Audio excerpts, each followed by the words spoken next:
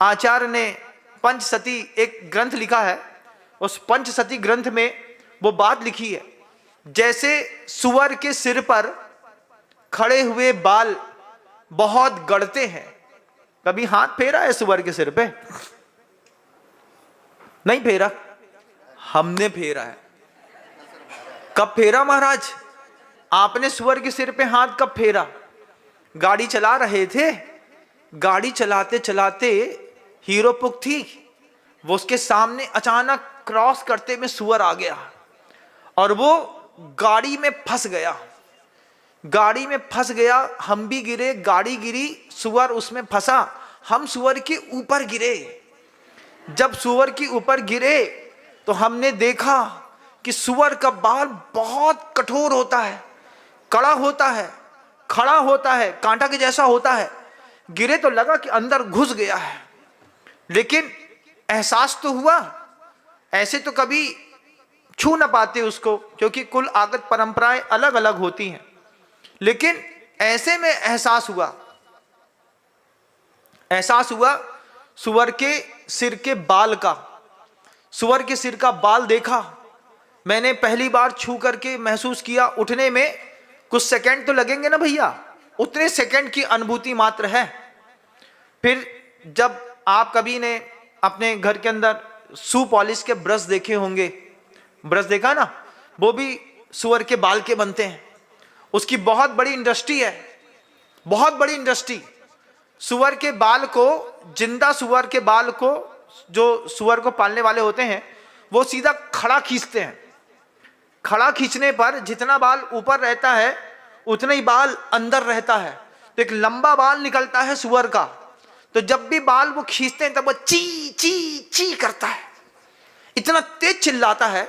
अगर कहीं भी नगर में किसी सुअर का बाल खींच रहा होगा, लगातार उसकी आवाज तेज पर आते आते यहां पर दर्द पैदा करती है। उस सुअर को आप लोगों ने ब्रश में हाथ छू करके देखना कभी, अगर घर के अंदर रखा हो तो। मैंने तो देखा कि ये जो बाजारों में वो भोज्य पदार्थ बिकते हैं ना, वो कुलछा और क्या बोलते हैं उसको, मोटी रोटी बिकती है, उसमें मक्खन लगाते हैं। तो मक्खन जो लगाते हैं ना वो ब्रश से लगाते हैं, तो वो ब्रश भी सुअर के बाल वाला होता है। कभी देखिएगा, अगर आपके उस ब्रश में एक आध कोई सफेद बाल निकल जाए, काले बाल निकल जाए, तो वो सफेद बाल तुम्हारे घर का नहीं है, वो सुअर का ही है। हाँ, उसी से पोत पात करके वो तुमको खिला देते हैं और तुम उसको खा लेते हो। आचार शब्द को जी लो, मौका है, चले जाएंगे तो याद आएंगे। क्या मौका है? आचार्य कहते हैं वो ज्ञानी, वो धनी, वो बड़ा आदमी जो अपने घर के अंदर प्रतिमा के व्रत न ले सका, ज्ञान की बड़ी बड़ी बात करता रहा।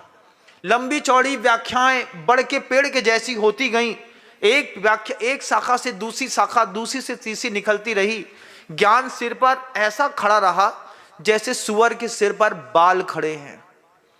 कौन बोल रहा है? आचार्य भगवंत गुरुदेव श्री विद्यासागर जी महाराज कह रहे हैं इस बात को। ज्ञानी के सिर पर खड़ा हुआ संयम रहित ज्ञान सुअर के सिर के बाल से ज्यादा कुछ नहीं होता। लोगों को गढ़ता तो है लेकिन किसी के काम नहीं आता। सुअर की बहुत मजबूरी। जब मैंने सुअर को पहली बार नाली में पड़ा हुआ देखा, पड़ा था सुअर नाली में पड़ा था। हमने पिताजी से पूछा सुअर नाली में क्यों पड़ा रहता है? बोले उस पर्याय का दोष है, उस पर्याय में उसको वही खाना अच्छा लगता है, वही पहनना अच्छा लगता है। बात का समाधान नहीं मिला। गुरुजी के पास आया, गुरुजी ने समझाई एक दिन बात, सुअर की ऐसी मजबूरी है, उस सुअर को पसीना नहीं आता। सोचो, सुअर को शरीर में पसीना नहीं आता, शरीर मोटा होता है, उसकी गर्मी को निकालने के लिए उसको ठंडा जल नहीं मिलता, तो नाली में जाकर के सुअर का रहना उसकी मजबूरी हो जाती है। बाद में समझ में आई कि पर्याय की कितनी बड़ी दर्द है इस बात की कि सुअर के शरीर से पसीना नहीं आता, उस अपने शरीर को ठंडक, जैसे हमारा पसीना आता है, आपको पसीना आता है, तो पसीना बाहर निकलेगा तो शरीर ठंडा हो जाएगा, बिल्कुल चिल। लेकिन उसके शरीर के अंदर दाह बढ़ती रहती है, बढ़ती रहती है, बढ़ती रहती है, उसको पसीना नहीं आता। आचार्य जी कहते हैं ऐसे भी संसार में कई लोग हैं, हिंसा करते हैं, उनको पसीना नहीं आता, सुअर से गाय बीते। हिंसा करते में पसीना नहीं आता, झूठ बोलने में पसीना नहीं आता, मायाचारी करने में पसीना नहीं आता उनको। एक के बाद दूसरी और दूसरी के बाद तीसरी में पड़े रहते हैं। उनके लिए ठंडक कहां मिलेगी? कालो थोबो बयम चदुम्बे। आचार्यों के सूत्र दिमाग में रख लो, आज नहीं तो कल काम आएंगे। गुरुदेव बार बार कहते थे, धनाढ्य हैं, अच्छे संपन्न हैं, पैसे वाले हैं, बड़ी बड़ी अट्टालिकाएं हैं, लेकिन समझने के बावजूद संयम नहीं है जीवन में। तुमने जानो ना रतन को मोल, गिरा दो हीरा ककरन में। पूरी जिंदगी कक्कर में चली गई। वहां पर जब ये बात वर्धमान स्वामी के मुख से निश्चित हो रही थी, आत्मनः प्रतिकूलानी परेशान ना समाचरेत, वो बात भी जनमानस बहुत अच्छे से स्वीकार कर रहा था, अपने अंतर्मन को निर्मल कर रहा था, धो रहा था। कुछ लोग संकल्प कर रहे थे कि भगवान वर्धमान स्वामी ने कालो थोबो कह करके मेरी चेतना को जागृत किया है। जितना काल शेष बचा है, इस शेष काल को प्रतिक्रमण के साथ, प्रायश्चित के साथ, प्रत्याख्यान के साथ, सामायिक के साथ, शुद्ध भोजन के साथ मैं व्यतीत करूंगा, तब मेरे होने की सार्थकता है। अंतिम देशना भी असंख्य भव्यों का उद्धार कर गई, असंख्य भव्यों का। कितना लंबा समय हमको आपको हुआ ना संयम की बात सुनते, समझते, देखते, जीते। आज भी वहीं पे जहां खड़े थे कल, आज भी वहीं पर खड़े हैं। कोल्हू का बैल पूरी जिंदगी चल भी लेगा, पहुंचेगा कहां? गुरुवर कहते थे आप लोग कोल्हू का बैल न बनना, सुअर न बनना, अपने जीवन में थोड़ा पसीना पैदा करना। उसकी चमड़ी में पसीना पैदा नहीं हुआ, तुम्हारी चमड़ी में पसीना पैदा हो, तुम्हारे चमड़ी में थोड़ी नरमपना पैदा हो। उस नरमी की जरूरत है, नहीं तो नाली में बैठने और लौटने के लिए जीवन अपने आप मजबूर हो जाएगा। अच्छे धनाढ्य है ना, खूब पैसा कमाया है तुमने, उस पैसे का अपने जीवन में उपयोग करो। उपयोग करो कि तुम अपने घर के अंदर छना पानी पी सको, अपने घर के अंदर शुद्ध गाय का मर्यादित दूध पी सको, मर्यादित वाला आटा खा सको। अपने पैसे से इतनी तो सार्थकता सिद्ध करो कि तुम घर के अंदर 3 टाइम की सामायिक निर्विकल्प कर सको, प्रायश्चित कर सको, प्रत्याख्यान कर सको, प्रतिक्रमण कर सको, तब तो तुम्हारे धन की सार्थकता है।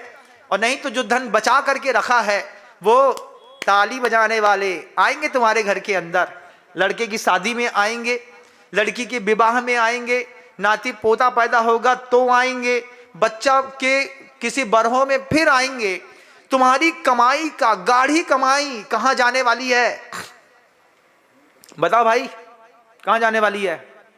खून पसीने की कमाई।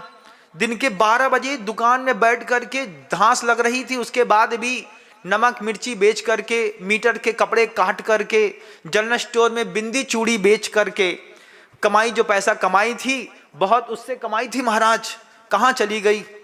छक्का ले गया। कहां चली गई तुम्हारी कमाई? बताओ। छक्का ले गया लेकिन धर्म नहीं ले जा पाया। किस्मत मारी गई तुम्हारी।